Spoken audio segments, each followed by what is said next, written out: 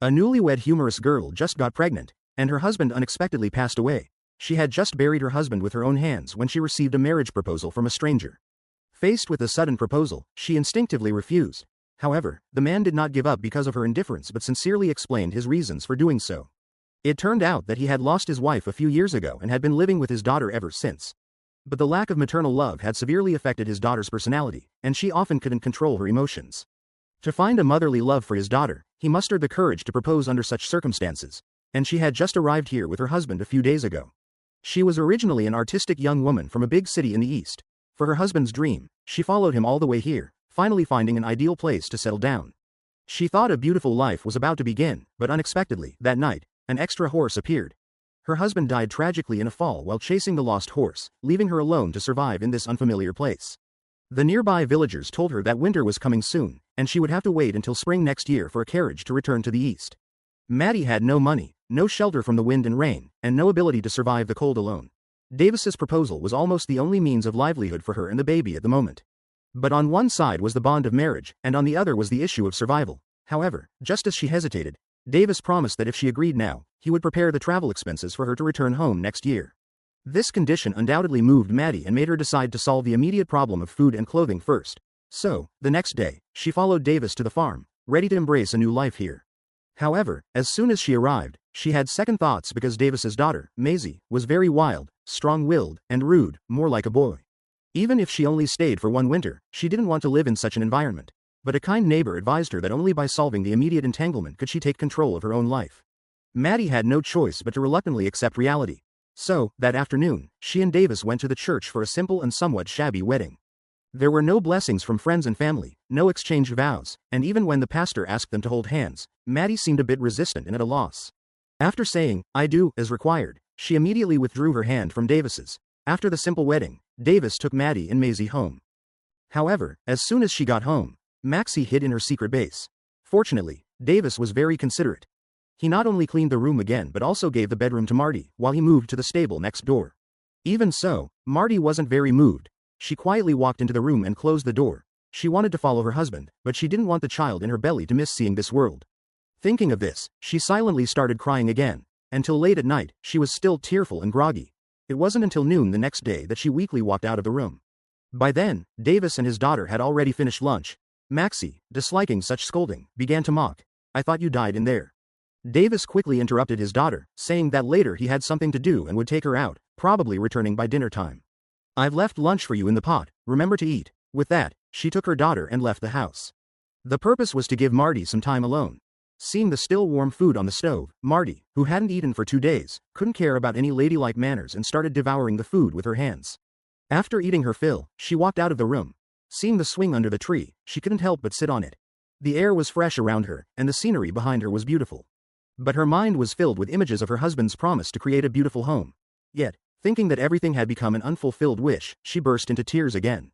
Until it was dark, Davis and Maxie returned, and she was still curled up on the bed, unable to hide her grief. Although Maxie appeared to be unruly and willful, she was actually very worried about Marty. However, Davis, who had also lost love, knew that the pain would eventually pass and that time could heal everything. The next day, the longing for the horse made Marty wake up in the morning and see her new husband working hard outside the window. Marty finally composed herself and hid her sadness. For the first time, she walked out of the room during breakfast. Davis quickly got up to prepare food for her, but unexpectedly, Maxie mocked her again. "It seems you have a bunch of pretty dresses and a pile of useless books." Davis quickly interrupted his daughter again, saying, "We've already brought back your carriage and books."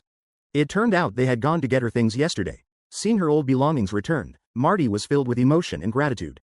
Davis knew these were her favorite books. "So, I still plan to make her a special tree stand, but nothing comes without effort, especially since their marriage is just in form." Marty asked Davis what he needed to do. Davis took Marty outside and, looking at Maxie who was busy, said, "Ever since her mother passed away, she's been busy on the farm every day, completely missing out on the childhood she should have had. If possible, I hope you can help her out and let her experience the motherly love she's been missing these years." Hearing this, Marty thoughtfully agreed. However, getting along with Maxie wasn't easy. Growing up in the city, even simple tasks like collecting eggs needed Maxie's guidance, let alone milking a cow. Seeing her clumsiness, Maxie had no choice but to put down her book and help again. This time, she couldn't help but mock Marty, asking how she could be so grown up yet unable to do anything. Marty angrily wanted to retort, but it seemed Maxie was right. So, she held back her words. She thought fetching water would be easy enough. However, just as she filled a bucket, Maxie, who was cleaning cow dung nearby, had a mischievous idea. He threw the cow dung at Marty. This action completely enraged Marty. She loudly scolded Maxie for being a rude and mean child. Maxie, not to be outdone, started to fight back. You're not my mother, and I don't want you here. Marty also began to vent her emotions angrily. If it weren't for the agreement with your father, I wouldn't want to stay here for even a moment. But since I'm here, you'll have to get used to my presence. For a moment, they stared at each other, neither willing to back down. From then on, they began to confront each other. Sensing something was wrong, Davis cautiously asked how the day went. To ease the tense atmosphere at the dinner table, Davis said the neighbors were planning a party and hoped everyone could attend together. Marty, unfamiliar with the place, said nothing. Maxie, seeing this, sarcastically remarked, I don't think she would want to go. Though she didn't want to go, Marty agreed immediately. In this battle between women, Marty clearly had the upper hand this time. When night fell, Davis knocked on Marty's door. She cautiously opened it just a crack. It turned out Davis needed to help at the neighbor's house the next day and hoped Marty could take care of Maxie for a day, dealing with a 9-year-old girl. Marty felt absolutely confident, and then mercilessly locked Davis out. However, in reality, it wasn't as easy as he thought. When he woke up early that day, he found that Maxie was no longer in the room. After a frantic search, he discovered that Maxie had actually hidden in the attic of the warehouse. He thought Maxie was up to some prank again until Maxie told him to turn around and look behind him. It turned out to be a skunk that made people flee in terror. As an adult, he tried to stay strong and calm, telling Maxie to carefully come down. However, before Maxie could move, the family dog suddenly burst in, barking. In an instant, the startled skunk sprayed a horribly foul liquid all over Marty.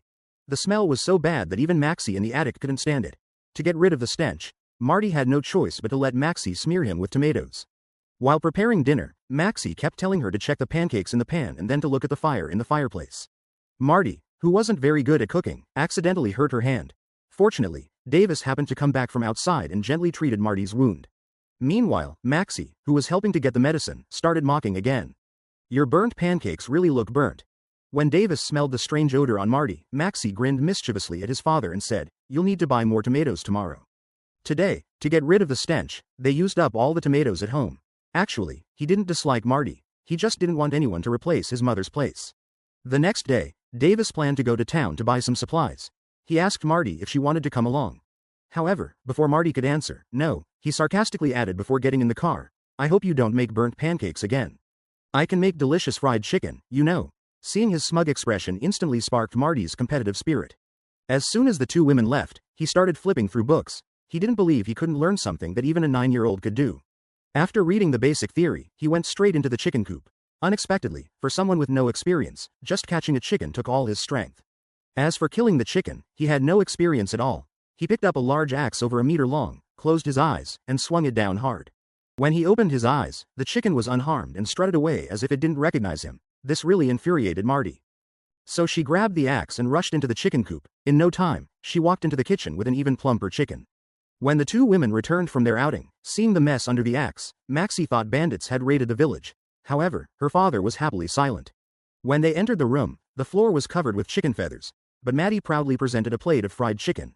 Maxie happily remarked that they finally didn't have to eat pancakes anymore. Maddie also blew the feathers off her head and smugly said, I was about to eat dirt. After a delicious dinner, Maxie, who usually couldn't stand Maddie, began to warm up to her. The two finally sat down peacefully to chat.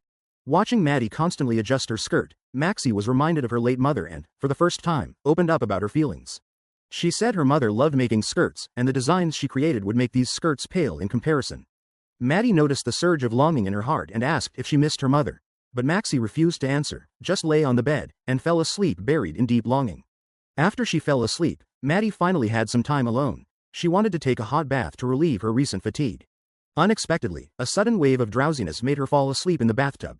At that moment, Davis, shivering from the cold, intended to go to the room but accidentally saw Maddie completely naked. This scene startled Maddie, who had just opened her eyes. In a panic, Davis first sat on the stove, got burned, and then bumped into the table in front. In an instant, he was lying on the ground, unconscious. Maddie almost became a widow again because of this. The next day happened to be Sunday. Every Sunday, Davis would always go for a walk alone. Seeing this, Maddie curiously followed him. However, the biting cold wind outside made her shiver after only a short distance. He wanted to go back to get a coat to keep warm but happened to see Maxie holding her mother's red dress and crying in the room. He opened the window, letting the sunlight shine on the dress as if her mother was still by her side. He continuously expressed his longing to the dress. Seeing Maxie's vulnerable side missing her mother, Maddie couldn't help but think of her late husband. If he hadn't chased horses, they might have already built a new home to welcome the child in her womb. Thinking of this, Maddie couldn't help but sob. The faint sound of crying brought the two people lost in memories back to reality. Maxie mistakenly thought that Marty was deliberately prying into her sadness and pride, causing her to speak recklessly, angrily rebuking Marty with tears streaming down her face. "Before you came, everything here was fine. I really wish it was time for you to leave now." These words filled Marty with guilt. She returned to her room to pack her bags, wanting to leave immediately. She didn't want to hurt an innocent, pitiful little girl because of her. Their argument was witnessed by Davis, who had just returned home. Seeing Marty preparing to leave, she seemed to have anticipated this day would come. So, she stepped forward to comfort her, saying, "I believe you can find a way to make Maxie accept you, and Maxie's life will be richer because of your presence." Davis's words were like a warm current that calmed Marty's chaotic emotions, allowing her to start thinking carefully about how to heal Maxie's wounded heart. At this moment, she saw the red dress on the bed again. It was Maxie's longing for her mother and a little girl's yearning for beauty. So, she compared it to Maxie's only dress, cut it to the right size, and carefully sewed it by the fireplace, stitch by stitch. The next day, as the sun slowly rose, the sky was painted a brilliant purple-pink by the sunlight. Maxie groggily woke up from her sleep, and the first thing she saw was Marty sleeping on the chair with the altered red dress in her hands. At this moment, their relationship underwent a complete change. Maxie accepted this motherly love from the bottom of her heart. Seeing a daughter as beautiful as Wang Chi back then, Davis couldn't help but feel a mix of bitterness and emotion. She always hoped her daughter would grow up like a princess. Now, with Marty's companionship and help, she could finally fulfill her wish. Today happened to be the day for a gathering at the neighbor's house. The three of them took a carriage to the neighbor's house. As soon as they arrived, Maxie eagerly jumped off the carriage. The surrounding friends all looked at her in surprise. They didn't expect that Maxie, who looked like a tomboy, would be so beautiful in a dress. Maxie proudly showed herself to everyone, no longer a child without a mother. After the gathering, the three of them took the carriage back. Exhausted from playing, Maxie leaned on Marty's shoulder and slowly fell asleep. The sudden jolt of the carriage made Marty quickly exhale. Davis casually asked, "When is the baby due?" Marty was shocked as she answered, because she had never mentioned her pregnancy. Davis smiled and said that when his wife was pregnant with Mancy, she would also protect her belly with her hands like you. Marty chose to keep it a secret because she was worried about having an extra mouth to feed when she returned home next spring. What Marty didn't expect was that Davis didn't blame her and was happy for her to be carrying her ex-husband's child, as a new life is the best way to remember the deceased. At that moment, Marty deeply felt Davis's kindness and unknowingly developed a special bond with him. In the days that followed, their family life gradually got back on track. Marty truly integrated into the family. Mancy also began to accept Marty's guidance, reading and writing with him. They even shared secrets like best friends behind Davis's back. As winter approached, Marty became increasingly curious about Davis's regular outings during their time together. So, one day, when she saw Davis going out alone again, she dressed and secretly followed him. After passing through a forest, Marty saw Davis singing a love song passionately under the blue sky. Marty thought he was singing to her and felt a sweet joy in her heart, but soon, she clearly heard the lyrics. It turned out that Davis was full of longing for the past. However, Marty wasn't saddened by this. Instead, she felt a bit of heartache. She didn't expect that this calm and quiet man also had a vulnerable side and needed healing. Marty decided not to disturb him anymore. So, she turned and quietly left, but inadvertently saw the horse her husband had lost before he died. The longing in her heart unknowingly led her to the horse, and tears flowed endlessly, accompanied by her yearning for her husband. However, the snow in the west always arrives unexpectedly. Experienced people know that you should never stay outside in such weather. So, when Davis noticed the snow, he immediately took the dog and headed back. But as soon as she got home, she was told that after the horse went out, it hadn't returned yet. Davis knew how dangerous it was outside in the heavy snow, so he immediately handed a gun to Mancy, instructing him to fire a shot into the air every 10 minutes to guide him back home in the blizzard. Once again, outside, the blizzard obscured the view. Davis called out Marty's name as he searched. While searching around with difficulty, he finally found the curled-up horseshoe after an unknown amount of time. Meanwhile, seeing that 10 minutes had passed, Maxie hurried outside and fired a shot in salute. But the wind and snow outside were too strong, and even after Maxie had fired all the bullets, he still didn't see his father return. Fortunately, he had a bright idea and picked up an iron pot, banging it continuously. It was the sound of his banging that gave his father direction in the blizzard. Only when he saw his father's figure returning through the storm did the despair on his face lift like a heavy burden. The blizzard outside continued to ravage the plains. Inside, Davis stayed by his beloved family without leaving their side. Although Marty had nightmares from being cold for too long, fortunately, she and the baby in her womb were unharmed. The next morning, Marty woke up under the sunlight. Seeing Davis, who had stayed up all night to protect her, she showed sadness and vulnerability for the first time. She said her husband shouldn't have gone after the horse. But Davis insisted that when a man loses something precious, he must get it back, even if it means facing danger without backing down. After this incident, they began to truly act like a family. Marty no longer had her usual reserved demeanor. She happily shared with Maxie, taught her the knowledge from textbooks she didn't understand, and even taught her how to knit sweaters by hand. With time, Marty became adept at everything she did. She no longer burned things while cooking and knew to use a towel when handling hot items. He became more accustomed to his current life and unknowingly fell in love with this blended family. In no time, Christmas was approaching. Davis, following city traditions, specially went out to cut down a straight Christmas tree, made a castle for Maxie out of wood in his spare time, and even thoughtfully crafted a delicate crib for Marty's unborn child. Seeing Davis genuinely caring for her and the child, Marty's heart rippled again. Before long, Marty was about to give birth, but they were trapped by the heavy snow and couldn't find a midwife in time. In desperation, Davis volunteered himself, as he had experience delivering calves several times, making him somewhat of an experienced midwife. But Marty would rather fend for herself than let a strange man deliver her baby. However, when it came to the critical moment, she compromised. After a brief but grueling 15 minutes, Marty successfully gave birth to a baby boy. Maxie, who was nervously waiting outside, finally breathed a sigh of relief when she heard the baby's cries. With a smile, she walked over to Marty and said, "You were louder than a cow giving birth to a calf." This joke brought a happy smile to all three faces. As the days went by, the child grew up healthy and happy with Marty's company. The winter snow gradually melted with the arrival of spring. When the neighbors heard that Marty had given birth to a boy, they came by carriage to visit. After a few words, Marty confided her confusion to the neighbor's wife. She admitted she had feelings for Davis but didn't know how to face them. The neighbor's wife advised her, saying, "Sometimes love doesn't burst forth suddenly, it gradually spreads over you." It turned out she and her current husband also formed a blended family, and it was her current husband who brought her a happy life. After the neighbor's advice, Marty no longer suppressed her feelings but listened to her heart, cherishing every moment with Davis. She began to play and tease with Davis like a little girl, and anyone could see they were a couple in the throes of love. When their feelings deepened, they couldn't help but want to kiss each other. Unfortunately, just as they were about to kiss, they were interrupted by the sound of crying from inside the room. Marty hurried back inside, biting her lip, her shy smile clearly revealing her love. One morning after that, Davis suddenly woke Marty from her sleep. It turned out the warehouse at home had caught fire. He told Marty to take care of the child while he went to put out the fire alone. After some effort, the livestock at home narrowly escaped, but the warehouse was completely destroyed by the fire. Repairing the warehouse would require a large sum of money, which meant Marty lost the fare to go home. At this moment, he really wanted to hear Davis say something to make him stay. However, Davis still insisted he wouldn't forget the promise to let him go home. These words made the usually gentle Marty lose her temper for the first time. If praying worked, why would God let a good person like you suffer the pain of separation? And how could a fire mercilessly destroy your warehouse? After hearing this, Davis said nothing more but took Marty to the place where he prayed alone. Then, he slowly explained to Marty that the true meaning of God's existence is not to prevent disasters from happening. But when disaster struck, she was always there to protect us. Davis's words finally made Marty realize that everything that had happened was destined.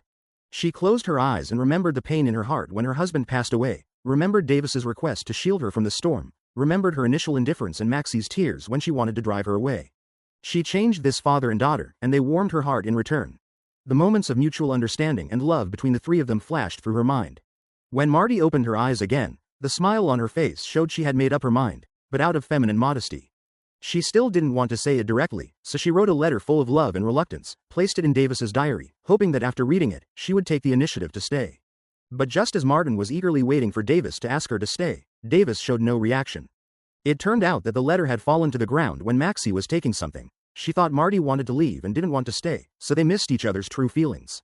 A few days later, Marty still set off on her journey home as agreed. On the way to town, the three of them remained silent until they were truly facing separation. Marty couldn't help but walk over to the crying Maxie, and placed the necklace her mother left her around Maxie's neck, saying reluctantly, "Even if I can't stay with you, my love will always be with you." When facing Davis, Marty had so much to say, but only managed to say, "Nice to meet you." Then, holding the child, she walked towards the carriage heading to the eastern city. Davis actually wanted to ask her to stay, but in the end, he didn't dare to speak. When the father and daughter returned home, the once lively room became extremely quiet, and it felt like there was a void in their hearts. Davis, who had always pretended to be strong, knelt on the ground in grief after returning to his room alone, praying to the heavens. And it was at this moment that he found the letter Marty had written to him. After reading the contents, he finally understood how much Marty loved him and how reluctant she was to leave. So, he immediately rode a fast horse, like a knight without hesitation, galloping across the land just to keep the woman he deeply loved. Riding swiftly, he quickly caught up with Marty's convoy. Soon, Marty heard Davis's call. He excitedly leaned out of the carriage. When Davis walked up to her, she couldn't believe it and asked with anticipation why she had followed him. When she heard the long-awaited answer, she couldn't suppress the joy and excitement on her face. The two finally kissed for the first time. And when Maddie returned home with the child, it meant that Macy finally had a mother again. And for the first time, she called out from the heart. Love in the Springtime is a romantic film directed by Michael Landon Jr., starring Katherine Heigl and Dale Midkiff, released in 2003. After Maddie lost her husband in an accident, she immediately received a marriage proposal from Davis, whom she had never met. Forced by survival and the needs of her unborn child, she had to accept this stranger's proposal. Fortunately, Davis was a gentle and considerate man, not only having no improper thoughts about her but also always accommodating her longing for her late husband. Davis only wanted his 9-year-old daughter Macy to have a mother and to receive motherly love again. However, Macy, not wanting her biological mother to be forgotten or replaced, initially did not accept this stepmother and made things difficult for her. But through their daily interactions, Maddie won Macy's approval with her sincerity and love, and she and Davis gradually developed feelings for each other. Life is never short of regrets. On the day she lost her husband, Maddie's heart had already died with him. However, Davis's presence was like a gentle breeze, continuously healing her grieving heart. In their simple interactions, their feelings quietly blossomed. There was no grand passion, yet every warm moment touched the heartstrings. There is a kind of love that seems electrifying at first sight, unforgettable. But as time passes, the feeling fades. Another kind of love spreads slowly. This love is not thrilling or destined, but like a gentle stream, nourishing silently. Like a clear stream flowing into a river, into the sea, it washes and nourishes the soul. People often prefer love that feels earth-shattering, believing that only such love is grand and unforgettable. But this kind of love often resembles fireworks, briefly blooming in the night, only to quickly disappear. Yet the love that comes quietly and slowly, though not intense, is like fine wine, becoming purer with time. But no matter which type of love you look forward to more. Always believe that love will surely come to you, just like spring inevitably follows a long winter. Well, that's all for today's movie sharing. Please like, comment, and share. Looking forward to our next meeting.